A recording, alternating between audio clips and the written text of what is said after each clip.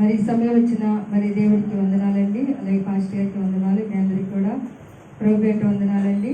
మరి సమయాన్ని బట్టి దేవుని స్తుతించి ఆరాధించడానికి ఇంతవరకైనా ఆరాధనలో మనల్ని అందరికీ నిలబెట్టుకొని ఆయన కృపతో మనల్ని నడిపించినందుకు దేవుని మరి ఏలాది వందనాలు చెల్లిస్తాం. మనం అందరూ కూడా మరి దేవుని కృపను బట్టి మనం బ్రతికి ఉన్నాం, దేవుని కృపను బట్టి మనం జీవిస్తున్నాము కనుక మరి ప్రతి క్షణం కూడా దేవుని వాక్యాన్ని అనుసరించి నడుచుకునే కృపని మనం కలిగి ఉండాలని దేవుడు మాట్లాడుతున్నాడు కనుక మనం దేవుని సన్నిధిలో ఆరాధించేవారిగా, ఆయన స్తుతించేవారిగా ఉండాలని దేవుడు కోరుకుంటున్నాడు కనుక మన పరిస్థితులు చూస్తున్నాడు, మన స్థితిగతులు దేవుడు చూస్తున్నాడు కనుక దేవుని ఆరాధించి వారు ఆత్మతో సత్యంతో ఆరాధించాలని దేవుడు కోరుకుంటున్నాడు కనుక ఈ రోజున క్రైస్తవుడు మనసులో చాలా ఉద్దేశాలు, కపటమైన పరిస్థితులు, కపటమైన ఆలోచనలు, దేవుడికి వ్యతిరేకమైన ఆలోచనలు మనుషుల్లో చాలా మందిలో కూడా ఉన్నాయండి.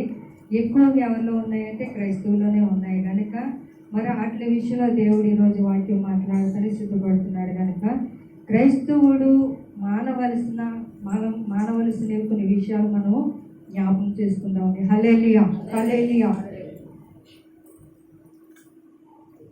మరి మమ్మల్ని కూడా మరి వారమంతా కూడా దేవుని కృప చేత మమ్మల్ని మరి పాస్టర్ గారిని, పిల్లల్ని, మమ్మల్ని అందరూ కూడా దేవుడు కాసి కాపాడాడు. హల్లెలూయా, హల్లెలూయా.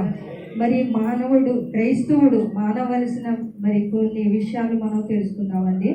మరి మొదటి పేతురు రాసిన పత్రిక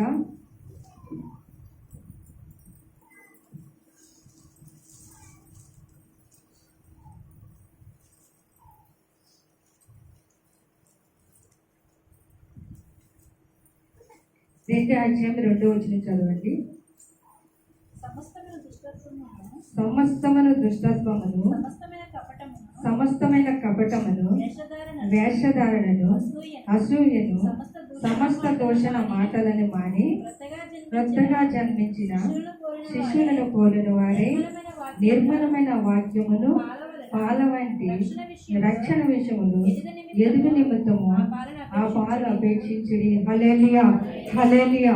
దేవుని వాక్యం మనకి సెలవిస్తున్నది మనకంటే మరి క్రైస్తవుడు మానవలసిన విషయాలు, క్రైస్తవుడు ఎలా ఉండాలో, క్రైస్తవుడు ఏ విధంగా మాట్లాడాలో, క్రైస్తవుడు మాట ఎలా ఉండాలో, క్రైస్తవుడు ఏ పద్ధతిలో మాట్లాడుతున్నాడో, స్త్రీలైనా పురుషులైనా ఎవరైనప్పుడు కూడా మన నోటి ద్వారా వస్తున్న మాట ఎలా ఉందో, మన ప్రవర్తన ఎలా ఉందో, మన జీవితం ఎలా ఉన్నదో, ఈరోజు మన జీవితాన్ని బట్టి, మన మాటను బట్టి, మన ప్రవర్తన బట్టి అనేక మంది మార్చబడడానికి సిద్ధపడుతున్నారు కనుక నీ జీవితం, నీ మాట వాళ్ళు ఎవరైనా మార్చబడుతున్నారో దేవుడు తెలుసుకుంటున్నారో, మరి దేవుడిని ఎరగాక చాలా మంది కూడా ఉన్నారు కనుక మనం రక్షింపబడ్డాము, దేవుని మందిరానికి వెళుతున్నాము అని అనుకుంటాం. కానీ మనలో ఇవన్నీ కూడా చాలా మరి వేషధారణమైన మాటలని, కపటమైన మాటలు మనలో ఉంటాయని మరి దేవుని వాక్యం చదువుతుంది కనుక ఈ రోజున క్రైస్తవుడికి ఉండవలసిన లక్షణాలు, ఉండవలసిన పద్ధతులు, ఉండవలసిన పరిస్థితులు, ఇంకా మన జీవితంలో ఆశీర్వాదాలు, మన కుటుంబాల ఆశీర్వాదాలు, అలాగే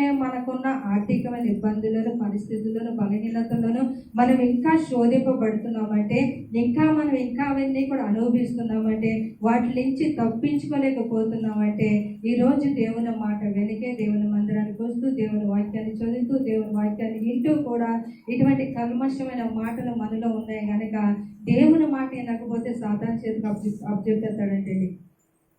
తెలుసండి మీకు? దేవుని మాట ఎవరైతే వెళ్ళలేదో వాళ్ళని సైతాన్ చేతికి దేవుడు అప్పచెప్తాడండి. పాస్టర్ గారు చాలాసార్లు చెప్పారు. కొన్ని కుటుంబాల విషయంలో మేము ఆలోచించినప్పుడు, ప్రార్థించినప్పుడు మరి ఏంటంటే పరిస్థితుల్లో వాళ్ళ కుటుంబాలు ఎలా ఉన్నాయి, అలా ఉన్నాయి మేము మాట్లాడుకున్నప్పుడు అవి దేవుని మాట వినకపోతే, కుమారి దేవుని సన్నిధిలో సరిగ్గా నడవకపోతే, దేవుని వాక్యం అనుసరించకపోతే సాతాను చేతికి దేవుడు అప్పచెప్తాడు. గుతికి ఆరేసేస్తాడు. ఇంకా అండి ఎలాంటి గుతికి ఆరేసేస్తాడు. ఇంకా దేంట్లో ఉత్తుతాడో, బండ పెరుగుతాడో, సబ్బుతో ఉత్తుతాడో తెలియదు కానీ సాతాను చేతికి అప్పచెప్తాడు. అందుకే వాడి జీవితాలు అలా ఉన్నాయి. దేవుని మాట వెనకే, దేవుని పరిస్థితులు వాడు నడవకే, దేవుని వాక్యానుసారంగా జీవించకే మరి సాతాను వాడి విషయంలో, వారి కుటుంబ విషయంలో స్వరపడి వాడి జీవితాలు పాడు చేస్తున్నాడు. ఈ రోజున ఆత్మీయంగా లేకపోవడం, ఆత్మీయంగా ఎదుగుదల లేకపోవడం, దేవుని మాట వినకపోవడం. మేము మాట్లాడుకున్నప్పుడు పాస్టర్ గారు చాలాసార్లు ఈ మాట అంటాడండి. దేవుని మాట వినకపోతే, ఎవరినైనా సరే దేవుని మాట వినకపోతే సైతాన్ చేతికి అప్పచెప్పేస్తాడు. అప్పచెప్పేసినప్పుడు ఆడికి నరగొడతాడండి. వ్యాధితోటో, బాధతోటో, కష్టాలతోటో, ఇరుకులతోటో, ఆర్థికమైన ఇబ్బందులతోటో, ఏ పరిస్థితి అయినా అది తెలియకంటేనే మనకి వస్తాయి. అంతవరకు నువ్వు కష్టపడవచ్చు, ఎంతో సంపాదించవచ్చు. చిటికలో ఏదన్నా అక్కడ చిన్న మాత్ర వేయొచ్చండి. వ్యాపారం ఆగిపోవడానికి, నువ్వు వెళ్ళే నడక ఆగిపోవడానికి, నీ పరిస్థితి ఆగిపోవడానికి, నీ ఊపిరి ఆగిపోవడానికి చిన్నది అండి. అటువంటి పరిస్థితులు ఈ రోజున క్రైస్తవుడు ఉంటున్నాడు కనుక క్రైస్తవుడు పొందవలసిన లక్షణాలు మనం తెలుసుకొని, వెలుగు కలిగి దేవుని కొరకు జీవించేవారిగా ఉండాలని దేవుని వాక్యం చదివిస్తుంది. కనుక దేవుని సన్నిధికి మేము వెళ్ళాలండి, పరలోకం చూడాలండి, ఇక్కడ బ్రతికినంతకాలం దేవుని ఆరాధించాలండి, దేవుని సన్నిధిలో ఉండాలండి.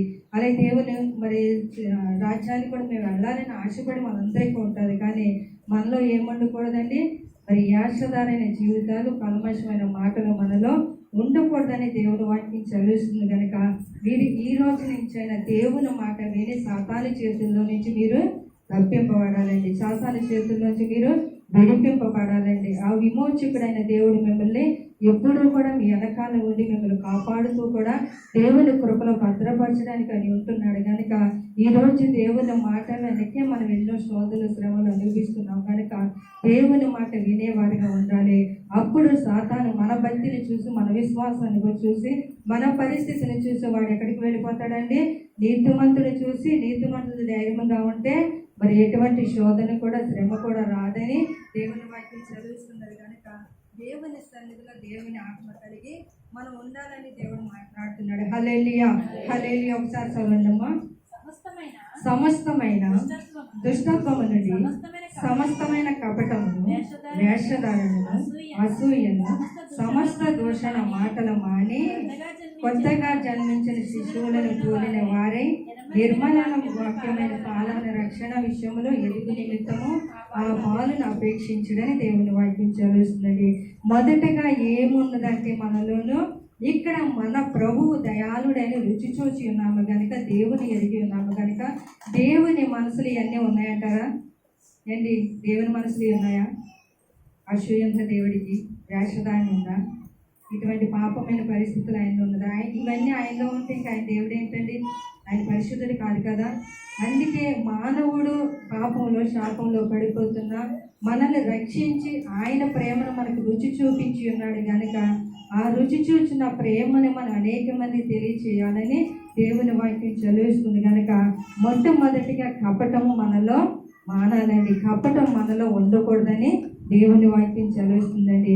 ఎంత కపటం నువ్వు పెట్టుకుంటావంటే ఈ సహోదరుల మీద, పిల్లల మీద, కుటుంబాల మీద, అనేక మంది మీద నువ్వు కపటం పెట్టుకొని ప్రార్థన చేసేసి, ఒక ఏడ్చేసి, గట్టిగా కేకలేసేసి, వల్లించేసి ప్రార్థన చేస్తారు. కానీ వారిలో ఏమి ఉన్నదంటే కపటం ఉన్నదండి. కపటముతో ప్రార్థన చేస్తున్నావు కనుక ఆ ప్రార్థన దేవుని సన్నిధికి వెళతలేదు. నువ్వు అనుకుంటున్నా చేస్తున్నాను కదా, నాకు కార్యాలు జరిగిపోతున్నాయి, ప్రార్థన దేవుడు ఆలకిస్తున్నాడని మనం అనుకోవచ్చు. కానీ అది దేవుని సన్నిధికి నిజంగా వెళ్ళట్లేదండి. అటువంటి ప్రార్థన ఎప్పుడూ కూడా చేయకూడదని దేవుని వాక్యం చదివిస్తుంది. కనుక ఇక్కడ కపటము, చాలా మందిలో కూడా కపటము, అసూయ, వేషధారణ, మరి ఇటువంటి పరిస్థితిలో ఉంటే మరి పరలోకానికి ఎవరైనా వెళ్ళగలుగుతారంటే మన మార్గమును మనం ఎక్కడికి చక్కబెచ్చుకొని దేవుని వాక్యం ద్వారా మన హృదయములను భద్రపరచుకోవాలి. కనుక ఇక్కడ సమస్తమైన మరి దుష్టత్వము నుండి, సమస్తమైన కపటము నుండి వేషధారణ, ఈ రోజున వేషధారణైన మాటలండి, వేషధారణగా బ్రతికేస్తున్నాడండి, వేషధారణగా వల్లించే మాటలు మాట్లాడుతున్నాడండి. ఈ రోజున ఒకరు మాట మాట్లాడారంటే, నోటు ద్వారా మాటలు వస్తున్నాయనంటే చాలా మంది కూడా పెదాలతో చాలా మంది కూడా మాట్లాడేస్తూ ఉంటారు. పెదాలతో పప్పలా వండేస్తారని పాస్ గారు ఒకసారి చాలాసార్లు అంటూ ఉంటారు, పెదాలతో పప్పలు అమ్మేస్తారు అని అంటూ ఉంటారు. ఇటువంటి వేషధారణ మాటలండి. ఇక్కడ మరి మత్తయి సువార్తలో మన ప్రార్థన ఉంది కదండి, మీరు ప్రార్థన చేయనప్పుడు వేషధారుల వలె ఉండవద్దని ఉంది కదండి, మీరు వేషధారుల వలె ప్రార్థన చేయొద్దని ఉంది కదా. మరి అటువంటి వాక్యాన్ని బట్టి ఎందుకండి మనకి వేషధారణ? ఎందుకండి మనకు అసూయ, ఎందుకండి మరి అటువంటి పరిస్థితులు, కపటము, ఒకరి మీద ఒకరు ఇష్టమనేటువంటి పరిస్థితులు. ఈ రోజున దేవుని సన్నిధిలో, దేవుని పరిస్థితుల్లో, దేవుని వాక్యానుసారి జీవించాలని నువ్వు కోరుకుంటూ ఎదగాలని ఆశ ఉంటే కనుక ఈ రోజు నుంచి నువ్వు నీలో ఉన్న కపటమైన మనసును తొలగించుకోవాలని దేవుడు మాట్లాడుతున్నాడండి. మొట్టమొదటిగా మనలో ఏముండకూడదంటే మరి కపటము మనము మానేయాలి, విడిచిపెట్టేయాలి. విడిచిపెట్టుకున్న పాపాన్ని, కపటమైన మాటలు, కపటమైన ఉద్దేశాలు, కపటమైన ఆలోచనలు, కపటమైన పరిస్థితులు మనలో ఉండకుండా వాటి నుంచి మనం తొలగించుకోవాలని దేవుని వాక్యం చదువుతుంది కనుక ఇక్కడ సమస్తమైన దుష్వత్వము నుండి, సమస్తమైన కపటము నుండి, వేషధారణ, అసూయ అండి. ఈరోజు అసూయ వల్ల చాలా మంది కూడా ఆరోగ్యాలు పాడైపోతున్నాయండి. అసూయ వల్ల చాలా మంది కూడా వారి ఎముకలని ఎండిపోతున్నాయండి. ఎముకల్లో శక్తి ఉండట్లేదండి, ఎముకల్లో బలహీనత, ఎముకల్లో ఎన్నో రోగములు. అసూయ వల్ల ఎంతో మంది ఎన్నో ఇబ్బందులు పడుతున్నారు. అసూయ మానుకోవాలి. దేవుని సన్నిధిలో ప్రార్థన, నీ ప్రార్థన ఇష్టపూర్వక దేవుని సన్నిధికి వెళ్ళినప్పుడు మనస్ఫూర్తిగా మరి దేవుని సన్నిధిలో ప్రార్థన చేసే వారికి కపటం ఉండకూడదు, దుష్టత్వం ఉండకూడదు. ఇవన్నీ కూడా మనలో సాతాను ఒక్కొక్కసారి మనల్ని ప్రేరేపిస్తాడండి. మరి ఒక్కసారి మనల్ని వాడుకుంటాడు కూడా, ఒక్కొక్కసారి మనల్ని పాడు చేయడానికి కూడా చూస్తాడు. కనుక ఈరోజు దేవుని స్థలంలో దేవుడు మాట్లాడిన వాక్యాన్ని బట్టి కపటమైన మరి వేషధారణ, అసూయ, సమస్త దూషణ మాటలండి. దూషణ మాటల వల్ల ఈరోజు కుటుంబాలు పాడైపోతున్నాయి కదండి. భార్యాభర్తలు పాడైపోతున్నారు, వివాహం కలిగిన భర్తలు పాడైపోతారు, భార్యలు పాడైపోతారు, యవనస్తులు పాడైపోతారు, కుటుంబాలు పాడైపోతున్నాయి. ఎందుకంటే ఈ మాటల వల్ల కుటుంబాలు చెడిపోతున్నాయండి. కుటుంబాలు పాడు చేయండి, ఒకరికి నిద్ర పట్టదండి. చాలా మంది కూడా ఏ కుటుంబం మీద చెబుదామా, ఏ కుటుంబం మీద అందామా, ఎవరి మీద అందామా, ఎవరి మీద చెబుదామా, ఇవి లేకపోతే వాళ్ళకి మనసు కుదురుంటుందండి. ఆ రోజు తెల్లారి లేచిన కాడి నుంచి ఒక ఇంటి మీద కానీ ఒక ఇంటి మీదకి చెప్పండి వారికి అన్నం అరగదు, అన్నం తినలేరు కూడా. ఇటువంటి పరిస్థితులు కలిగి మనం భక్తి చేస్తున్నామని అనుకుంటున్నారు కదండి. ఇది ఎటువంటి భక్తి, ఎటువంటి ప్రార్థన మనలో ఉంటుందో, ఎలా మనం ఆశ్రయిస్తున్నామో దేవుని వాక్యం తెలియజేస్తుంది. కనుక మరి దూషణ మాటలు మాని కొత్తగా జన్మించిన శిష్యులు పోలిన వారే ఉండాలండి. కొత్తగా జన్మించడం అంటే మళ్ళీ మనం పుట్టేసాం కదండి, మళ్ళీ మన తల్లి గర్భంలో పెడతామా, మళ్ళీ మన తల్లిదండ్రుల ద్వారా మనం జన్మిస్తామా? కాదు. మన జీవితం మార్చుకోవాలి. యేసుక్రీస్తు నామంలో నీ జీవితం మరి మార్చుకొని, యేసే ప్రభువు అని, ఆయనే రక్షకుడని దేవుడిని ఒప్పుకొని, ఆయన నీటి ద్వారా నువ్వు బాప్టిజం పొందుకొని, నీటిలో నువ్వు బాప్టిజం పొందుకొని సమస్తమైన కపటమును, దూషణ మాటలను, వేషధారణ, అసూయని ఇవన్నీ కూడా ఎక్కడ వదిలేయాలండి? ఎక్కడ వదిలేయాలండి? ఇవన్నీ బాప్టిజం ద్వారా మనము వదిలేసుకోవాలి. ఎప్పుడైతే మనం బాప్టిజం తీసుకుంటే ఇవన్నీ కూడా ఎక్కడ కలుసుకోవాలి?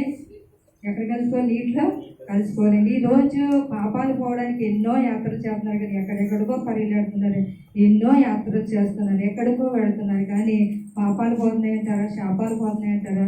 ఏమీ పోవట్లేదు కదండి. ఎవరి నామంలో పోతే యేసు నామంలోనే మన శాప పాపాలన్నీ కూడా పోతాయి. కనుక ఈరోజు మానవుడు ఎక్కడికో పరిగెడుతున్నాడు, నా పాపాలు పోవాలి, నా శాపాలు పోవాలి, దేవుడు ఎవరు, దేవుడిని తెలుసుకోవాలి. చాలామంది మరి తెలుసుకోవాలని ఆరాట పడుతున్నారు, కానీ దేవుని వాక్యాన్ని ఎరగకే మరి పాపంలో, శాపంలో పడిపోతున్నారని దేవుని వాక్యం చదువుతుంది. కనుక మనం కొత్తగా జన్మించిన శిష్యుని పోలిన వారే ఇక్కడ దేవుని వాక్యము కొరకు మనం ఎదురు చూడాలి, దేవుని వాక్యము కొరకు మనము ఉండాలని దేవుని వాక్యం చదువుతుంది. కనుక ఈరోజు నువ్వు కొత్తగా జన్మించినప్పుడు మరి దేవుని సన్నిధిలో దేవుడు ఏ రీతిగా పోలిస్తున్నాడు, ఒక చిన్న బిడ్డలా నిన్ను పోలిస్తున్నాడండి.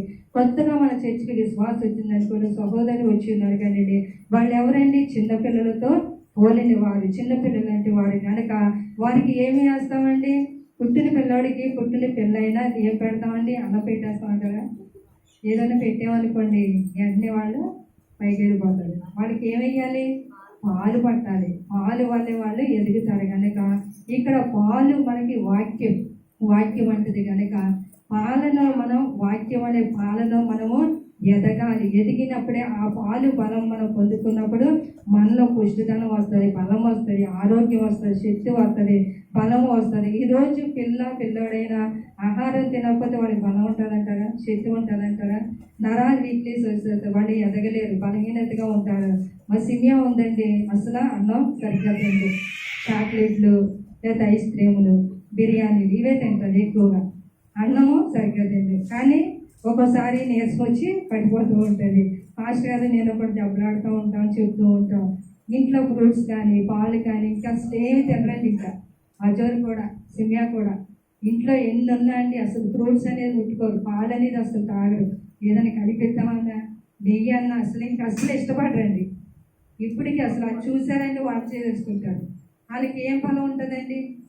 బలం ఉంటుంది అంటారా? బలం ఉండదు, శక్తి ఉండదు. ఈ రోజున అటువంటి పరిస్థితిలో మానవుడు, క్రైస్తవుడైనట్టు వాడు ఉంటున్నాడు కనుక ఈరోజు మనం పాలులో ఉన్న శక్తిని మనము పొందుకోవాలి. పాలులో ఉన్న బలమును మనము తెలుసుకోవాలి. పాలనే మన పానీయం మనం చేసినప్పుడు మనకి శక్తి, బలము, ఆరోగ్యము కలుగుతుంది. కనుక పాల వంటి వాక్యం దగ్గరికి మనము రావాలని దేవుని వాక్యం చదువుతుంది. కనుక ఇక్కడ నిర్మలమైన వాక్యము పాలన చదువు. నిర్మలమైన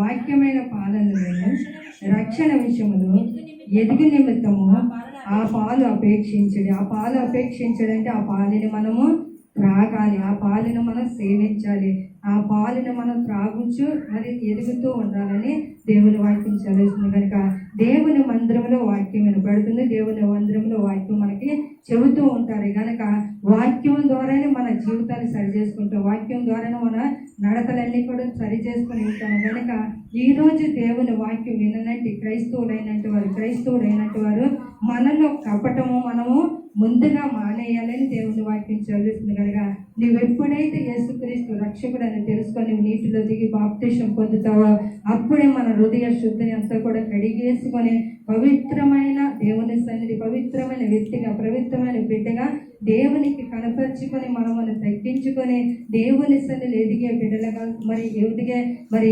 విశ్వాసులుగా మనం ఉండాలని దేవుని వాక్యం చదువుతుంది. కనుక ఈరోజు పాల వంటి వాక్యం మనము తెలుసుకోవాలి, తినాలి, ఆహారం తినకపోతే బలం ఉండదు. కనుక అలాగే దేవుని వాక్యం మనం నెమరు వేయాలి, చదవాలి, అనుసరించాలి. తెలుసుకున్నప్పుడే దేవుని కృపలో మనం ఉంటామని దేవుని వాక్యం చదువుతుంది. కనుక ఇక్కడ మరి సమస్తమైన దుష్టత్వం నుండి, కపటము నుండి, వేషధారణ, అసూయ, సమస్త దూషణ మాటలు మనము మానేయాలని దేవుని వాక్యం చదువుతుంది. హల్లెలూయా, హల్లెలూయా.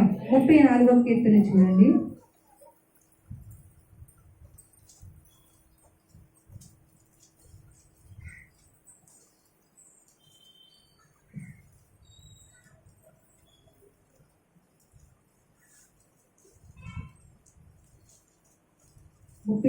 కీర్తన 14వ వచనం చదవండి.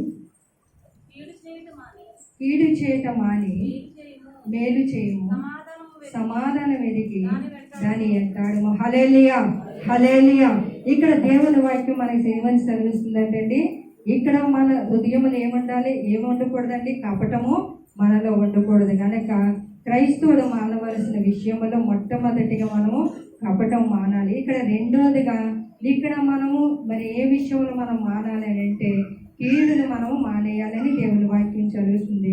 కీడు చేయటం మాని మేలు చేయము, సమాధానం వెతికి దాన్ని వెంటాడు, అప్పుడు నీకు కృపా దేవుడు అనుగ్రహిస్తాడని దేవుని వాక్యం చదువుతుంది. కనుక కీడు చేయటం మానాలండి. ఈ రోజున కీడు చేయండి చాలా మంది కూడా నిద్ర పట్టదండి. తెల్లారి లేసిన కాంచి కీడు పనులు, కీడు ఉద్దేశాలు, కీడు ఆలోచనలు, మరి ఎన్నో పాపమైన పరిస్థితులు కలగజేసుకొని ఒకరి మీద ఒకరు కీడు చేయండి, వారికి నిద్ర పట్టదు. కనుక క్రైస్తవుడికి ఇక్కడ ఉండవలసిన లక్షణాలు ఏంటంటే కీడు చేయటం మాని మేలు చేయము, సమాధానం వెతికి దాన్ని వెంటాడమని. సమాధానం ఎక్కడ దొరుకుతుందండి?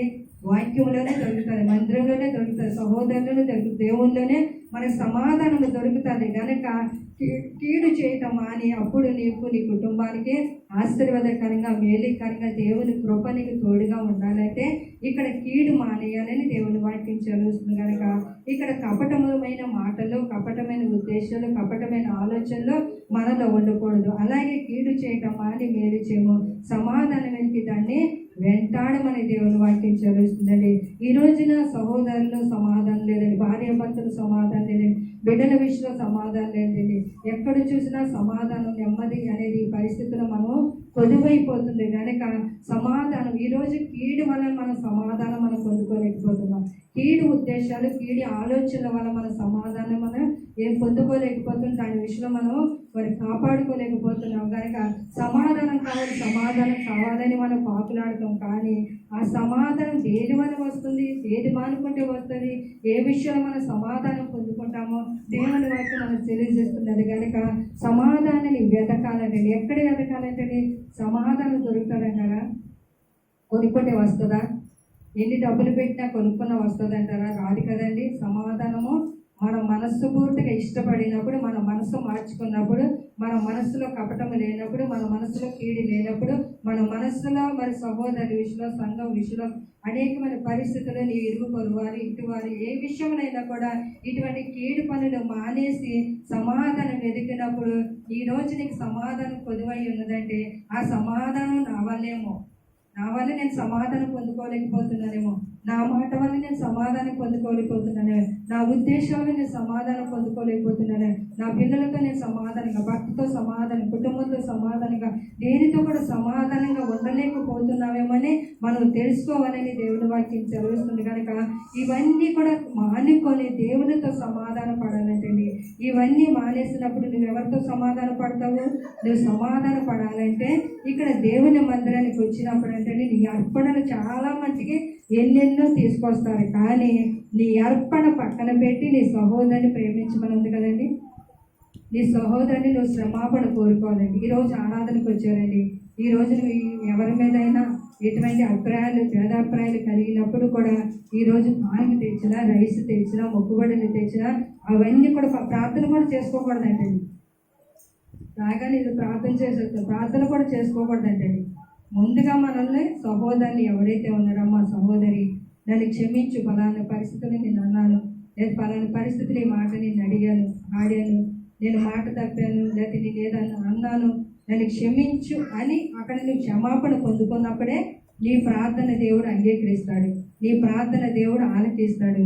నీవు క్షమాపణ కోరుకున్నప్పుడే దేవుడు కృప నీపై ఉంటానని దేవుని వాక్యం చదువుతుంది. కనుక సమాధానం లేకుండా కీడు పనులు చేస్తూ ఉద్దేశాలు కలిగి, కపటంతో కలిగి ఇవన్నీ ప్రార్థన చేసేసి దేవుని మందిరానికి నువ్వు ఎంత డబ్బు తెచ్చినా, ఎన్ని మరి ఆస్తులు, ఎన్ని బంగారములు, ఎన్ని వస్తువులు దేవుడికి సమర్పించినప్పుడు కూడా అవి దేవుడికి ఏవి కూడా ఇష్టం ఉండవని దేవుని వాక్యం చదువుతుంది. కనుక దేవుని వాక్యం నీ సన్నిధిలో మరి దేవుడు మాట్లాడుతున్నాడు. కనుక ఇక్కడ కీడు చేయటం మానాలని దేవుడు మాట్లాడుతున్నాడు. సమాధానం ఎదికి దాని విషయంలో మనము ప్రార్థన చేయాలండి.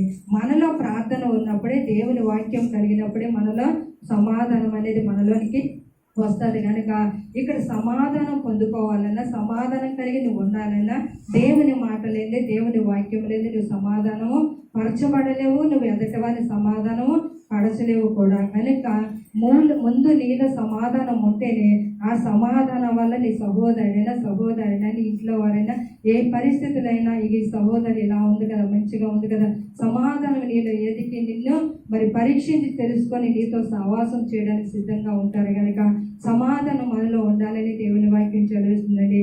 ఈ రోజునే నేను ఆడితో మాట్లాడండి, వీళ్ళతో మాట్లాడండి, ఆడింటికి రానండి, నేను ఏడింటికి రానండి అని చాలామంది కూడా మాతోటి అంటున్నారండి. దేవుని భయం లేకుండా సేవకుల దగ్గరే మాదేంటి పాస్టర్ గారు మీరు ఏదేమని అనుకోండి, మేము వాళ్ళ ఇంటికి రావండి, వాళ్ళతో మాట్లాడమండి.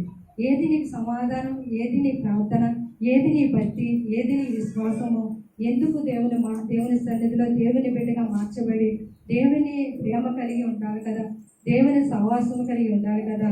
ఈరోజు అటువంటి మాటలు విన్నప్పుడు మాకు చాలా బాధ కలుగుతుంది, చాలా దేవుని సన్నిధిలో దుఃఖిస్తూ ఉంటున్నాం. మరి దేవుని వాక్యం మేము చెబుతూనే మళ్ళీ మా దగ్గర ఆ మాటలు మళ్ళీ అంటూ ఉంటారండి. మేము వాళ్ళతో మాట్లాడండి, వాళ్ళింటికి రావండి, వీళ్ళింటికి రావండి, అవి నేను చచ్చినా నేను వాళ్ళతో మాట్లాడండి. చర్చకి నువ్వేం మాట్లాడతావు? బ్రతుకున్నంత కాలమే కదా మాట్లాడతారు. బ్రతుకున్నంత కాలమైనా సమాధానం కలిగి ఉండాలి కదా, బ్రతుకున్నంత కాలం కూడా మంచిగా జీవించాలి కదా. చచ్చిపోయాక ఏమున్నదండి? ఏమీ లేదు చచ్చిపోయాక. ఈ చచ్చిపోయాక సమాధానం పడాలన్నా ఒక దెయ్యమై ఉందా? దెయ్యమై వచ్చినప్పుడు నేను ఎవరు కూడా రాలేవారు. మనం దెయ్యాలు అవ్వం కాదండి, దెయ్యాలు ఒక అటువంటి ఆలోచనలు ఉంటే దెయ్యాలు అయ్యాకన్నా పీడిద్దాము, దెయ్యాలు అయ్యాకన్నా మనం వెళ్ళొచ్చు, దెయ్యాలు అయ్యాకన్నా మనం సమాధానం పడవచ్చు అని మనం అనుకోవచ్చు. కానీ మనం దెయ్యాలు అవ్వం. కానీ మరి దుష్టుడైన సాతాను మరి వాడు అనేకమైన ఉద్దేశాలు, పరిస్థితులు నీ మీద కలగజేసి సమాధానం లేనటువంటి పరిస్థితిని నీలో కలగజేస్తుందండి. కనుక సమాధానం లేకుండా నువ్వు చనిపోతే నీ జీవితానికి ఏమైనా ప్రయోజనమా? నీ జీవితానికి ఏమైనా ఉపకారం అంటారా? నువ్వు ఇంతకాలం భక్తి చేసి దేవుని సన్నిధికి వెళ్ళిపోతే నువ్వు ఎక్కడ ఆగిపోతావు? నీ ఆత్మ ఎక్కడికి వెళుతుందో తెలియదు కదా. ఇటువంటి మరి దుష్టత్వమైన, కల్మషమైన, మరి సమాధానం లేనటువంటి కీడు పనులు, కీడు ఉద్దేశాలు ఇవన్నీ కూడా మానుకొని దేవుని వాక్యము కలిగి ఉండాలని దేవుడు మాట్లాడుతున్నాడు. కనుక ఈరోజు నువ్వు సమాధానం, ఈరోజు పలారాధన కదా, ఈరోజు దేవుని సన్నిధిలో ఎవరికి వారే ఎవరి మీద ఉన్న ఎటువంటి అభిప్రాయాలు ఉన్నా అవి దేవుని సన్నిధిలో సమర్పించుకొని, దేవుని సన్నిధిలో ఒప్పుకొని, దేవుని సన్నిధిలో ప్రార్థన కలిగినప్పుడే నువ్వు తీసుకున్న బలారాధనకు ప్రయోజనం ఉంటుంది. మరి దీవెనకరంగా నువ్వు నీ కుటుంబం ఉంటుందని దేవుని వాక్యం చదివిస్తుంది. కనుక కీడు చేయటం మాని సమాధానానికి దాన్ని వెంటాడమని దేవుని వాక్యం చదివిస్తుంది. మొట్టమొదటిగా మనకి ఏముండకూడదండి? మనము కపటం మనలో ఉండకూడదు. అలాగే రెండోదిగా మనలో కీడు అనేది ఉండకూడదు. సామెతల గ్రంథం చూడండి, 30వ అధ్యాయం 10వ వచనం చదవండి.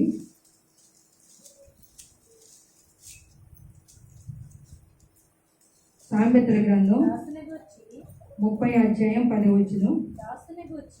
దాసును గూర్చి వాటి యజమానులతో కొండములు చెప్పకము, వాడి నిన్ను శపించును, ఒకవేళ నీకు శిక్షార్హుడు అవుతువు. చాలమ్మా.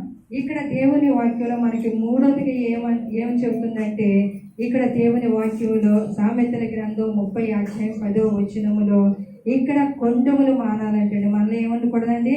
కొండములండి. కొండములంటే ఇంకా పని పాట ఏముండదండి. కొండములు అంటే ఎంతసేపు ఒక భర్త కొండరు, పిల్లలు చూడరు, ఇంక ఇంట్లేం పట్టించుకోరు, ఇంక ఇల్లు పనులేం చేసుకోరు, ఇంక ఇదే సోది, ఇదే బాధ, ఇంక ఇదే పరిస్థితి, తెల్లారి లేచిన కాంచి ఇదే పద్ధతిలో ఉంటున్నారు. కనుక క్రైస్తవుడు అనే వాడికి మనలో ఉండకూడని లక్షణాలండి ఇవి. మీకే అనుకోకండి, చాలా మంది కూడా యూట్యూబ్ ద్వారా వాక్యం వింటున్నారు. అనేక మంది సంఘాల్లో విశ్వాసులైనటువంటి క్రైస్తవులైనటువంటి వారు చాలా మందికి ఇటువంటి లక్షణాలు ఉండి దేవుని కృపను పొందుకోలేకపోతున్నారని దేవుడి వాక్యం మనకి ఈరోజు తెలియజేస్తున్నది. కనుక ఇక్కడ కొండములు మనలో ఉండకూడదని దేవుడు మాట్లాడుతున్నాడు.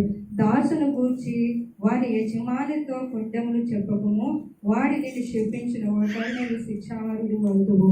ఇక్కడ లేనిపోని అబద్ధాలండి. ఒక యజమాని దగ్గర నువ్వు పనిచేసావు అనుకోండి, ఆ యజమాని గురించి ఇంకొకరి దగ్గర అబద్ధాలు చెప్పొచ్చా? చెప్పకూడదు కదా, చెప్పచ్చా? కామెంట్ అటు ఇటు ఉంటున్నాడు. ఒకరి దగ్గర మనం పనిచేసినప్పుడు, వాళ్ళ జీతం తీసుకున్నప్పుడు, వాళ్ళ దగ్గర మనం కష్టపడినప్పుడు, వాళ్ళ దగ్గర మనం కష్టపడి ₹1 తీసుకున్నప్పుడు వాళ్ళ మీద మనం కొండలు చెప్పవచ్చు అంటారా?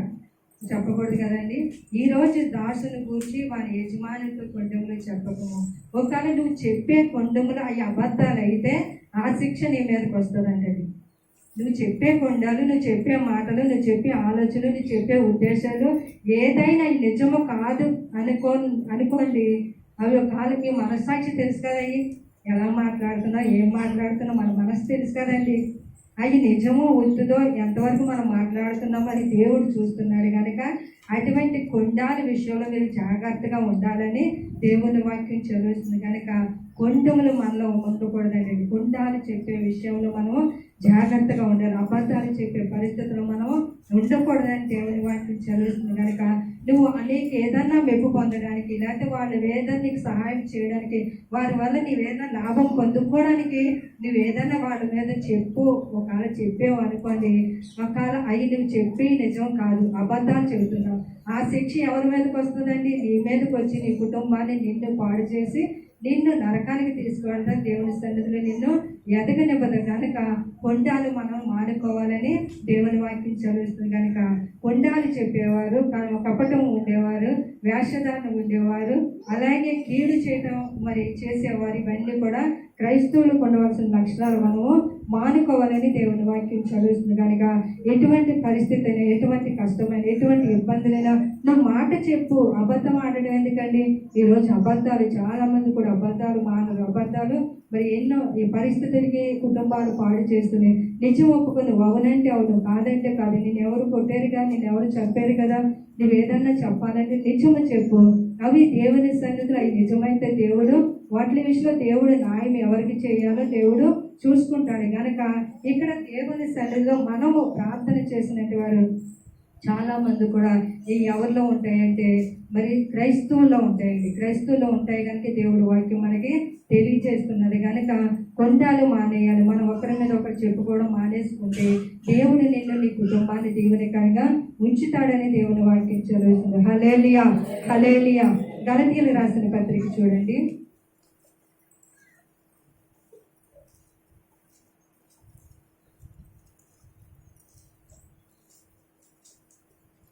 5వ అధ్యాయము 25వ వచనం చదవండి.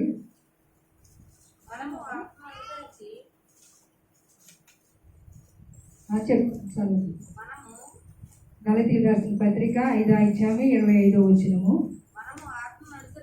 మనం ఆత్మను అనుసరించి జీవించే వారం అయితేమా, ఆత్మను అనుసరించి క్రమముగా నడుచుకుందుమా, ఒకరినొకరు వివాదములకు రేపకయు, ఒకరి యందు ఒకరు అసూయ పడకయు, వృధాగా అతిశయపడకు ఉండుము. హల్లెలూయా, హల్లెలూయా. ఇక్కడ మనల్ని ఏమండకూడదంటే అసూయ ఉండకూడదండి. అసూయ వల్ల చాలా ఇబ్బందులు, చాలా పరిస్థితులు, చాలా మనం కోల్పోతామండి. చాలా మన దేవుని సన్నిధిలో ఎదగలేము, ఆత్మీయతలో మనం ఎదగలేము, దేవుని సన్నిధిలో ఉండలేము, దేవునితో మాట్లాడలేము. దేవుడితో మాట్లాడాలంటే, దేవుడు నీతో మాట్లాడాలంటే ఇవన్నీ కూడా మనలో ఉండకూడదు. కనుక దేవుని సన్నిధిలో ప్రార్థించేవారు మనం ప్రార్థనకి సిద్ధపడినప్పుడు ఇవన్నీ కూడా ఒక పక్కన ఉంటాయండి. ఇవన్నీ కూడా ఒక పక్కన ఉంటే ఒక పక్క నుంచి ప్రార్థన వచ్చేస్తూ ఉంటుంది. ఇవన్నీ కూడా ఒక పక్కనే బ్యాగ్లో ఉన్నట్టు చక్కగా ఉంటాయండి. ఓ పక్క నుంచి ప్రార్థన వచ్చేస్తూ ఉంటాయి. అటు సాతాను వాడుకుంటాడు, ఇటు దేవుని సన్నిధిలో ప్రార్థన చేయాలని ఉన్నా చేయనివ్వకుండా నిన్ను పాడు చేయడానికి దేవుడు చూస్తున్నాడు. కనుక మనలో ఏముండకూడదంటే అసూయ ఉండకూడదు. మనం ఆత్మను అనుసరించి జీవించే వారమైతమా, దేవుని ఆత్మను అనుసరించే వారమైతమా. దేవుని ఆత్మను అనుసరించకపోతే ఇవన్నిట్లు కూడా మనం లోన్ అవుతాం, ఇవన్నిట్లు కూడా మనం అనుభవిస్తాము. కనుక దేవుని సన్నిధిని ఆత్మను అనుసరించి క్రమముగా నడుచుకుందాము. ఎవరి విషయంలో అండి? క్రమముగా దేవుని మందిరంలో, దేవుని సన్నిధిలో, దేవుని వాక్యానుసారంగా మన క్రమ పద్ధతులన్నీ కూడా మనం క్రమముగా నడుచుకోవాలండి. మరి ప్రసంగి గ్రంథంలో ఉంది కదండి, మరి దేవుని సన్నిధికి వచ్చినప్పుడు నీ ప్రవర్తన జాగ్రత్తగా చూసుకోము. దేవుని సన్నిధిలో వచ్చినప్పుడు నీ ఆలోచనలన్నీ కూడా పక్కన పెట్టి దేవునికి సమయానికి దేవుని సన్నిధిలో మరి సిద్ధపడాలని దేవుని వాక్యం చదువుతుంది. కనుక మరి క్రమముగా నడుచుకొని ఒకరినొకరు వివాదంలకు రేపక ఈ రోజునండి గొడవలండి, కొట్లాట్లండి, సమస్యలండి. ఈరోజు చిన్న మాట చెబితే చాలు, చిన్న పరిస్థితి చెబితే చాలు, ఎవరిలో చూసినా ఎక్కడ చూసినా అండి గొడవలు. యవనస్తులేంటి, చిన్నలేంటి, పెద్దలేంటి, ఎవరిలోనైనప్పుడు కూడా ఈ రోజున గొడవ వివాదాలు ఎవరు తెస్తున్నారంటే మరి దుష్టుడు మంచివాడు కాదు కనుక, అపవాది మంచివాడు కాదు కనుక వాడి మనల్ని పాడు చేద్దామని చూస్తున్నాడు. కనుక ఇక్కడ దుష్టుడు మనం తప్పించుకొని, దుష్టత్వం నుంచి మనం విడిపించుకొని దేవుని వాక్యానుసారంగా ఒకరు మనము ప్రేమ కలిగి ఉండాలని దేవుని వాక్యం చదువుతుంది. కనుక మన వివాదములకు రేపక ఈ రోజునండి గొడవలు, సంఘంలో గొడవలు, సహోదరులు గొడవలు, ఇంట్లో గొడవలు, బయట వారి గొడవలు, ఇరుగు పొరుగు వారి గొడవలు, తోటి వాళ్ళకి, మట్టి గారికి, అలాగే అత్తమామలకి ఎన్నో గొడవలండి, ఎన్నో సమస్యలండి, ఎన్నో పరిస్థితులండి. ఈ రోజున ఇటువంటి గొడవలు లేని కుటుంబం ఏ కుటుంబం కూడా ఉందని అంటే అది చాలా వరకు కూడా తక్కువేనండి. ఈ రోజున చాలా గొడవలు, సమస్యలు, ఎన్నో పరిస్థితులు సాతాను వాళ్ళు పాడు చేయడానికి, సాతాను వాళ్ళు అలుముకోవడానికి ఇవన్నీ కూడా చెలరేగుతున్నాయి. కనుక ఇక్కడ విశ్వాసైన ఒక స్త్రీని పట్టుకుంటాడండి, ఇంట్లో విశ్వాసైన భర్తని పట్టుకుంటాడు, వాళ్ళిద్దరిని వేధిస్తూ ఉంటాడు. ఒక మాట వల్ల, ఒక పరిస్థితి వల్ల పట్టుకొని వేధిస్తూ ఇంట్లో సమాధానం లేక గొడవ పెడుతున్నారు, సమస్య తీసుకొస్తూ ఇవన్నీ కూడా తీసుకొస్తాడు. కనుక మనం సాతాను తంత్రములు గుర్తేని వారిగా ఉండాలని దేవుని వాక్యం చదివేస్తుంది. కనుక ఈరోజు ఏంటి పరిస్థితి, నా వల్ల వచ్చిందా, లేదా ఆయన వల్ల వచ్చిందా, లేదా పిల్లల వల్ల వచ్చిందా, ఇది మనం లేదో పాడు చేయడానికి, ఇంట్లో సమాధానం లేకుండా చేయడానికి ఇటువంటి పరిస్థితులు మనలో పెడుతుంది కనుక మనం ఆలోచించుకొని దుష్టుడి నుంచి మనం తప్పించుకొని దేవుని కృప కొరకు మనము ఎదురు చూసేవారిగా ఉండాలని దేవుని వాక్యం చదువుతుంది. కనుక ఇక్కడ చాలా మంది కూడా మరి వివాదాలు గొడవలు రేపేస్తూ ఉంటారు, గొడవలు పెట్టేస్తూ ఉంటారు. గొడవలు పెట్టుకుంటూ ఉంటుంది, ఒక భార్యాభర్తలు కొట్టుకుంటూ ఉంటే పక్క సహోదరి సంతోషిస్తూ ఉంటుంది, ఆనందిస్తూ ఉంటుంది. వాళ్ళ ఇంట్లో గొడవలు లేనట్టు, వాళ్ళ ఇంట్లో సమస్యలు లేనట్టు, వాళ్ళ ఇంట్లో పరిస్థితులు లేనట్లు, వారి ఇంట్లో పిల్లల పరిస్థితులు గొడవలు లేనట్టు ఈ మోక చాలా సంతోషిస్తూ ఉంటారండి. ఒక సహోదరి ఏదైనా పరిస్థితులు ఉంటే ఈ మనస్తత్వం ఎవరికైతే ఉంటుందో వాళ్ళందరూ కూడా ఇదే పరిస్థితిలో ఉంటారు. కనుక అసూయ అనేది మనలో ఉండకూడదని దేవుని వాక్యం చదివిస్తుంది. కనుక అసూయ వల్ల ఏమొస్తుందండి? గొడవలు వస్తాయి, గొడవలు రేపేస్తాం, మనంతట్లో మనమే మాట్లాడేస్తాం, గొడవలు పెట్టేసుకుంటూ ఉంటాం. ఇక్కడ సమాధానం లేకుండా మనం ఉంటామని దేవుని వాక్యం చదువుతుంది. కనుక నాలుగోదిగా మనం ఏం మానుకోవాలంటే అసూయ మానాలి. ఇక్కడ సామెతల గ్రంథం 16వ అధ్యాయం చూడండి.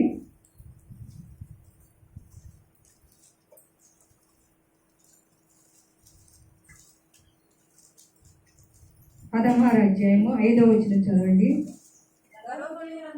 గర్వహృదయులు అందరూ యెహోవాకు ఏలు నిశ్చయముగా వారు శిక్ష నొందెదరు. హల్లెలూయా, హల్లెలూయా. ఇక్కడ దేవుని వాక్యము దేవుని సన్నిధిలో మనం తెలియజేస్తున్న మాటని బట్టి గర్వ హృదయులందరూ యెహోవాకు ఏయులంటే ఇష్టము లేనంటే వారు, దేవుడు ఇష్టపడడు, దేవుడు మరి వారి దగ్గరికి రాడు, వారి ప్రార్థన ఆలకించడని దేవుని వాక్యం చదువుతుందిగా. నిశ్చయంగా వారు శిక్ష నొందుదురని దేవుని వాక్యం చదువుతుందండి. ఈ రోజున గర్వం అండి, చాలా మంది కూడా గర్వం వల్ల పాడైపోతున్నారు. వారి ముందు ఏమి నడుస్తుందండి? గర్వం నడుస్తుంది కనుక, అసూయ నడుస్తుంది కనుక, కల్మషం నడుస్తుంది కనుక, కపటము నడుస్తుంది కనుక దేవుని ఇచ్చే ఆశీర్వాదం మనం పొందలేకపోతున్నామని దేవుని వాక్యం చదువుతుంది. కనుక గర్వ హృదయాలందరూ కూడా యెహోవాకు ఏయులు అని దేవుని వాక్యం చదువుతుందండి. ఈ రోజు పాట పాడాలన్నా గర్విస్తున్నారు, వాక్యం చదవాలన్నా గర్విస్తున్నారు, ప్రార్థన చేయాలన్నా గర్విస్తున్నారండి. ఇక్కడ కలిసి సహవాసంలో ప్రార్థన చేస్తున్నారంటే ప్రార్థనకి రారండి, ఎక్కడెక్కడికో వెళుతూ ఉంటారు. కానీ ఇక్కడ ఒక్కొక్కరిగా ప్రార్థించి మైకులు ఇచ్చేసామనుకోండి, మైకులు ఇరిగిపోయినా ప్రార్థన చేసేస్తారండి. ఎలా చేస్తారండి? మైకులకి ఇరిగిపోతాయండి. అటువంటి ప్రార్థనలు చేస్తారు. సహోదరులతో కలిసి సహవాసంలో కలిసి ప్రార్థన చేయడానికి ఇష్టం ఉండదు, కానీ ప్రార్థన చేయడానికి అసూయ పడతారు, కానీ ప్రార్థన చేయడానికి గర్విస్తారు. కానీ అంటే నా ప్రార్థనే వినపడాలి, నేను చేసిందే, నేను చెప్పిందే వినపడాలి, అందరూ వినాలి, అందరూ కూడా నేను మెచ్చుకోవాలి, నేను పాడిన పాట, నేను చేసిన ప్రార్థన, నేను చేసిన ఇవన్నీ కూడా, ఇటువంటివన్నీ కూడా మనలో ఉంటాయి కనుక ఇవన్నీ విడిచిపెట్టుకోవాలని దేవుని వాక్యం చదువుతుంది. కనుక గర్వ హృదయంతో ఎంతకాలం నువ్వు ఉన్నా, ఎంతకాలం జీవించినా, ఎంతకాలం ప్రార్థించినా దేవుడు ఇష్టపడడు, నీ దగ్గరికి రాడు, నీ సహాయం ఇచ్చాడు, నీ ప్రార్థన ఆలకించడని దేవుని వాక్యం చదువుతుంది. కనుక అటువంటి వారు ఏమి పొందుతారంటండి? శిక్ష పొందుతారంటండి. ఇక్కడ నువ్వు నేను చూడకపోవచ్చు నీకు వచ్చే శిక్షను బట్టి, కానీ నువ్వు పరలోకమునికి వెళ్ళాక నువ్వు ఎక్కడ ఉంచాలో నీ పరిస్థితులను బట్టి, నీ హృదయాన్ని బట్టి, నువ్వు జీవించిన కాలం, నీ బ్రతుకులు ఎటువంటి బ్రతుకు జీవించావో, ఎటువంటి పద్ధతులు అనుసరించావో, దేవుని కుమారుడని, దేవుని మరి బిడ్డనని నువ్వు చెప్పుకొని లోకంలో బ్రతికేస్తూ లోక అలవాట్లు నేర్చుకొని దేవునికి విరోధమైన పరిస్థితులు ఇక్కడ నువ్వు కాలం తెలుసుకొని నువ్వు చనిపోయాక వెళ్ళి అక్కడ దేవుని రాకడలో, దేవుడి సిద్ధపాటులో అక్కడ మరి మేకలను గొర్రెలను ఏర్పరిచినట్లుగా ఆయన రాకడలో నిన్ను నన్ను కూడా వేరు చేస్తాడని దేవుని వాక్యం చదువుతుంది. కనుక దేవుని మందిరంలో ఉన్నట్టు వారు దేవుని సన్నిధిలో అతిశయం మనలో ఉండకూడదని దేవుని వాక్యం చదువుతుంది. కదా దావీదు కీర్తనలో అంటున్నాడు కదండి, నేను గుర్రంలో బట్టి రథం బట్టి నాకు ఇచ్చిన దాన్ని బట్టి నేను అతిశయించట్లేదయ్యా. దావీదుకి ఏం తక్కువ అండి? ఏది కూడా తక్కువ లేదు. ఎంతో ఉన్నతమైన ఆశీర్వాదం పొందుకున్నాడు, దేవుని కృపను పొందుకుని దేవుని ఆశీర్వాదం పొందుకున్నాడు. కానీ ఎప్పుడుకప్పుడే మోకాళ్ళు వంచు తగ్గించుకొని దేవుని సన్నిధిలో ప్రార్థన చేసి, అయ్యా నేను ఉన్నదాన్ని బట్టి నేను స్తుతిస్తున్నానయ్యా, నేను బ్రతికి ఉన్నానంటే నేను కనపరుస్తున్నానయ్యా, అయ్యా నాకున్న దాన్ని బట్టి, నా గురువులను బట్టి, రథములను బట్టి, ఆస్తిని బట్టి, మందిరాన్ని బట్టి నేను అతిశయించట్లేదని ఎవరైతే ఇటువంటి ప్రార్థన కలిగి ఉంటారో అటువంటి వారి ప్రార్థన దేవుడు కృప మరి దేవుడు మనకి మెండుగా అనుగ్రహిస్తాడని దేవుని వాక్యం వాక్యం చదివిస్తుంది కనుక దేవుని సన్నిధిలో ఉన్నట్టు వాడు, దేవుని వాక్యం కలిగినట్టు వాడు అసూయ మనలో ఉండకూడదు. గర్భ హృదయులందరికీ యెహోవా ఇష్టడిగా ఉండడు, వాడు ప్రార్థన ఆలకించడు, నిత్యముగా వారు శిక్ష నొందుతారని దేవుని వాక్యం చదివిస్తుంది. హల్లెలూయా, హల్లెలూయా. ఇక్కడ దేవుని వాక్యంలో ప్రసంగి 7వ అధ్యాయము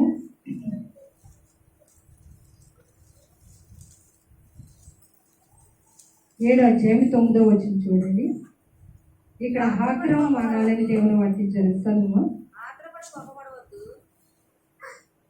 చెప్తండి. 7వ అధ్యాయం 9వ వచనం చదవండి అమ్మా. ఆత్రపడి కోపపడద్దు, బుద్ధిహీనులు అంతర్హృదయములందు కోపము సుఖనివాసము చేయును. హల్లెలూయా, హల్లెలూయా. ఇక్కడ దేవుని వాక్యము, దేవుని సన్నిధిలో దేవునికి మరి మన ప్రార్థనలు ఆయన వినకుండా ఉండడానికి మనలో ఏమి అడ్డుగా ఉన్నాయనంటే ఆగ్రహం మనలో ఉండకూడదు, తొందరపాటు మనలో కోపం ఉండకూడదు, అసూయ ఉండకూడదు, గొడవలు పెట్టే మనసు మనలో ఉండకూడదని దేవుని వాక్యం చదివిస్తుంది కనుక ఇక్కడ ఆత్రపడి కోపపడవద్దు, బుద్ధిహీనులు అంతర్జనమందు కోపము సుఖ నివాసం చేస్తుందంటండి. ఎవరిలో చేస్తుందండి? బుద్ధిహీనుల్లో చేస్తుందండి. బుద్ధి లేనంటే వారి విషయంలో చేస్తుంది. వాడిని కలిమేసుకుంటాడు, వాడిని ఇంకా పాడేసుకుంటూ ఉంటాడు, వాడిని ఇంకా పాడు చేస్తూ ఉంటాడు. కనుక ఇంకా మంచి నచ్చదు, మంచి చెప్పాలన్నా వాడి వినడు. ఎందుకంటే వాడి ఇంట్లో ఏం చేస్తుందంటే ఇంక సుఖ నివాసం చేసేస్తుంది. ఇంకా వాడి ఇంట్లో నివసించేసింది, వాళ్ళ ఇంట్లో ఇంకా పట్టేసుకుంది, వాళ్ళ కుటుంబానికి పట్టేసుకుంది. కనుక అది ఇంకెక్కడికి కూడా వెళ్ళదు, ఇంకా వాళ్ళ ఇంట్లోనే కూర్చుందండి. అది వాళ్ళ ఇంట్లోనే ఉందండి, వాళ్ళ మనస్సులోనే ఉన్నది. కనుక దాని విషయంలో మనం జాగ్రత్త కలిగి ఉండాలని దేవుని వాక్యం చదువుతుంది. కనుక ఒక్కోసారి చాలా మందికి ఆతృతపడి గొడవ పెట్టేసి, ఆతృతపడి గొడవలేసి, కేకలేసేసి ఇటువంటి ఇబ్బందులు కలగ చేసుకుంటూ ఉంటారు. కనుక ఇవి క్రైస్తవుడికి ఉండవలసిన మరి లక్షణాలు ఇవి మనకు ఉండకూడదని దేవుని వాక్యం చదువుతుంది. కనుక ఆతృతపడి కోపపడవద్దు, తొందరపడి కోపపడవచ్చు కానీ పాపము చేయకూడదు అంటే నోటి ద్వారా మనము పాపం చేయకూడదు అంటే కోపపడతాం. చాలా మంది కోపం వస్తుంది, మీకు వస్తుంది, నాకు వస్తుంది, అందరికీ కోపం వస్తుంది. ఆ కోపంలో మనము పాపము చేయకూడదు. ఆ పాపం ఏంటండి? బూతులు మనం తిట్టకూడదు, బూతులు మనం ఆడకూడదండి, బూతులు మనము మానేయాలి. ఈ రోజున దేవుని రక్షణలో దేవుని కుమారుడిగా, దేవుని మరి విశ్వాసగా నువ్వు ఉన్నావు అని అంటే ఇవన్నీ కూడా దేవుల్లో విడిచిపెట్టుకోవాలని దేవుని వాక్యం చదువుతుంది. కనుక ఇక్కడ కోపపడవచ్చు కానీ పాపము మనము చేయకూడదు. పాపము వల్ల మనకు ఏమొస్తుంది? మరణం వస్తుంది, నరకానికి వెళ్ళిపోతాం. దేవుని వాక్యాన్ని మనం దేవుని సన్నిధిలో దేవునికి మనం ఇష్టలుగా ఉండమని దేవుని వాక్యం చదువుతుంది. కనుక ఈ రోజున చాలా మంది దగ్గర వింటున్నామండి, చిన్నపిల్లలు కూడా బూతులే, పెద్దవాళ్ళని బూతులే, భర్తని బూతులే, భార్యని బూతులే, అత్తమామని బూతులే. అత్తమామలు ఏం చేశారంటే అత్తమామలు కూడా చక్కగా ఎంత చక్కగా తిడుతున్నారో. అత్తమామలు ఒక తల్లి వారి అబ్బాయిని కష్టపడి పోషించి వివాహాలు చేసి మంచి మంచి ఆస్తులు సంపాదిస్తే ఈ రోజున అత్తగారిని మామగారిని ఎంతగానో బూతులు తిడుతున్నారండి.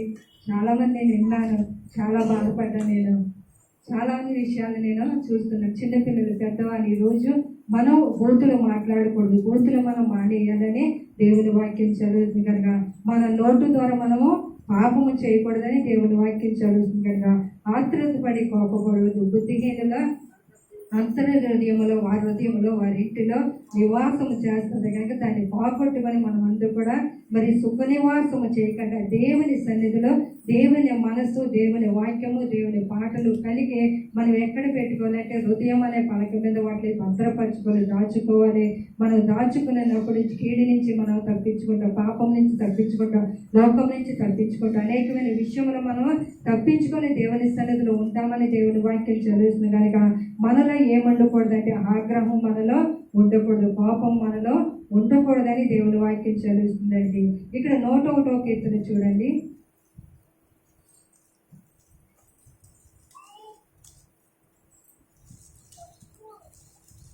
101వ కీర్తన 5వ వచనం చదవండి. తమ పొరుగు వారి చాటిన దూషించు వారిని నేను సంహరించేదను. అహంకార దృష్టి గల వారిని, గర్వించిన హృదయం గల వారిని నేను సహింపను. హల్లెలూయా, హల్లెలూయా.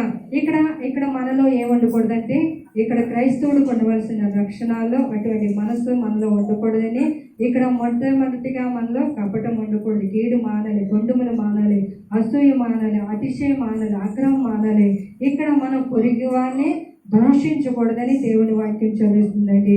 ఇక్కడ తమ పొరుగు వారిని చాటును దూషించే వారిని నేను సంహరించదనని ఇక్కడ దేవుని వాక్యం చదివిస్తుంది. కనుక ఇక్కడ మన పొరుగు వారిని మనం చాలా మాట్లాడుతూ ఉంటామండి. ఎందుకనో వాళ్ళ మీద ఇష్టం లేదా, ఇష్టం ఉన్నా లేకపోతే అటువంటి మాటలు కావాలన్నా, అవి లేకపోతే మనం ఉండలేమన్నా, ఇటువంటి పరిస్థితులు అలవాటు పడిపోయి నీ ఇరుగు పొరుగు వారి మీద, నీ సహోదరుల మీద మరి దూషించి వాళ్ళ వెనకాల చెప్పుకోకూడదని దేవుడి వాక్యం చదువుతుంది. కనుక తమ పొరుగు వారి చాటును దూషించే వారిని నేను సంహరించేదనని దేవుడి వాక్యం చదివిస్తుందండి. ఇవన్నీ నిజమండి, జరుగుతాయని మీరు నమ్ముతున్నారా? ఇది దేవుని వాక్యమే కదండి, దేవుడు రాశాడు కదా. ఇవన్నీ నమ్ముతున్నారా మీరు? నిజంగా నమ్ముతున్నారా? జరుగుతాయా? జరుగుతాయి. కానీ మనం అలా ప్రయత్నించకపోతే, అలా నడుచుకోకపోతే ఇవన్నీ కూడా మన విషయాలు జరుగుతాయండి. మనం కాడ చదివేసి ఇలా తినేసి మనం వెళ్ళిపోతున్నాము, మనం బ్రతికేస్తున్నామని అలా అనుకోవచ్చు. కానీ దేవుడు చూస్తున్నాడు. దేవుడు శిక్షలో తీర్పులోకి నేను తీసుకుంటాడు. అప్పుడు వచ్చినప్పుడు ఎవరు కూడా నిన్ను తప్పించలేరు, ఎవరు కూడా నిన్ను విడిపించలేడు. కనుక దేవుడు రాకడ వచ్చినప్పుడు దేవుని సన్నిధిలో నీ మనస్తత్వం ఎలా ఉన్నదో దేవుడు చూస్తున్నాడు. కనుక నీ పొరుగు వారిని చాటున నువ్వు మాట్లాడకూడదు. వాళ్ళు ఎదురుగా మాట్లాడు, వాళ్ళు ఎదురుగా అనవచ్చు. కానీ వారి మీద లేనిపోయిన అబద్ధాలు, లేనిపోయిన పరిస్థితులు నీ చెప్పుకొని కీడుని తెచ్చుకుంటున్నావు. కానీ ఏదో ఒక రోజున నిన్ను ముంచేస్తుంది, ఏదో ఒక రోజు నిన్ను పాడు చేస్తారు. ఈరోజు ఆరోగ్యం ఉంది, గర్విస్తున్నాను.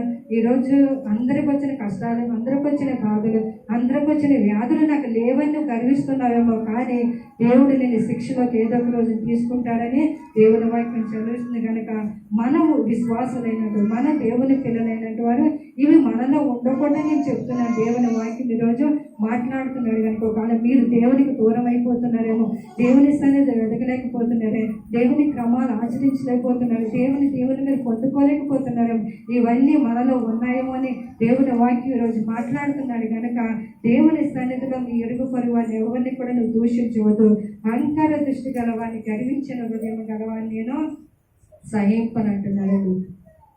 సహింపడంటే ఇంకా వాళ్ళు ఏం చేస్తాడనేది దేవుడి దృష్టిలో ఉన్నది, దేవుడి చేతిలో ఉన్నది. కనుక అంత శిక్ష మనం తెచ్చుకోకుండా, అంత శిక్ష మనం తప్పించుకోండి.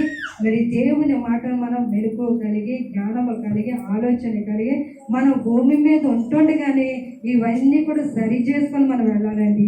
ఇవన్నీ కూడా మనం దుడ్డుకొని దేవుని సన్నిధికి వెళ్ళాలండి.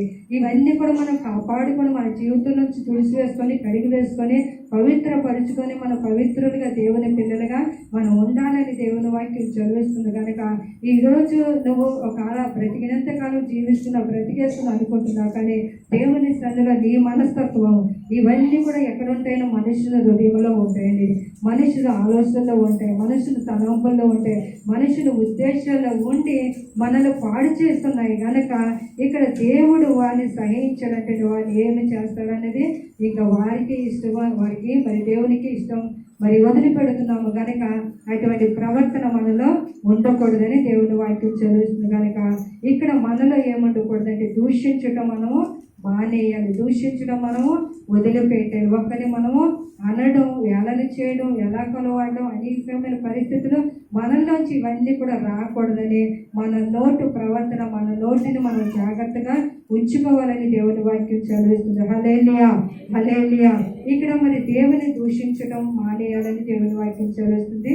తిమోతికి రాసిన పత్రిక, 1 యోహాను పత్రిక చూడండి.